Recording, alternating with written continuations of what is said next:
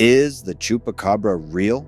For nearly 3 decades, stories of a mysterious goat sucker have circulated across Puerto Rico, Latin America, and the southern United States, blamed for sudden livestock deaths and chilling late-night sightings. Tonight we ask, monster or misidentification? The modern Chupacabra story begins in 1995, Puerto Rico.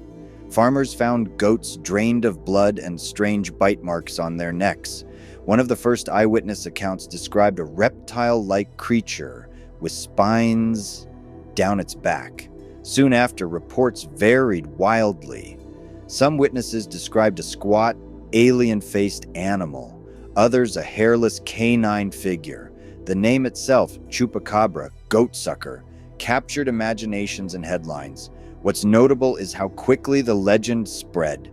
Within years, Chupacabra sightings were claimed in Mexico, Chile, and parts of the United States. Descriptions diverged. In some places, it was a vampiric flying entity. In others, a mangy, dog-like animal. That diversity hints at something important. A single, consistent species would likely show consistent traits, but folklore adapts to local fears and animals.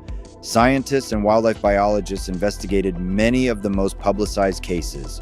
When carcasses were recovered and tested, DNA analysis often identified coyotes, foxes, or dogs suffering from severe mange, a parasitic skin disease that causes hair loss, thin flesh, and odd behavior.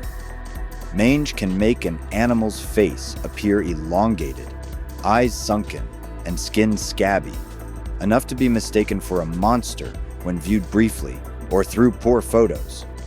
One high-profile example came from Texas in the 2000s. A hairless, emaciated carcass photographed by residents. Lab tests later confirmed it was a dog-coyote hybrid with mange. Similar results appeared across Puerto Rico and Mexico. Investigations also found natural causes for livestock deaths: predation, disease, and secretive scavengers rather than a single blood-drinking cryptid. So why does the Chupacabra endure? Folklore fills gaps in understanding. Economic stress, unexplained animal deaths, and the human need for narrative turn fear into a named enemy. Media sensationalism and the internet amplify isolated incidents into patterns. Cultural exchange also plays a role. The Chupacabra blends indigenous beliefs, modern UFO and monster tropes, and real encounters with damaged wildlife. In short, there's no verified scientific evidence for a distinct species called the Chupacabra.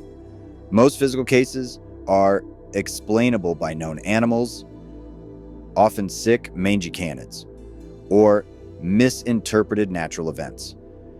The Chupacabra's power is cultural, a contemporary monster born of anxiety, rumor, and storytelling. If you enjoyed this investigation into myth and science, like and subscribe for more cryptid breakdowns. Which creature should we examine next? Tell us in the comments.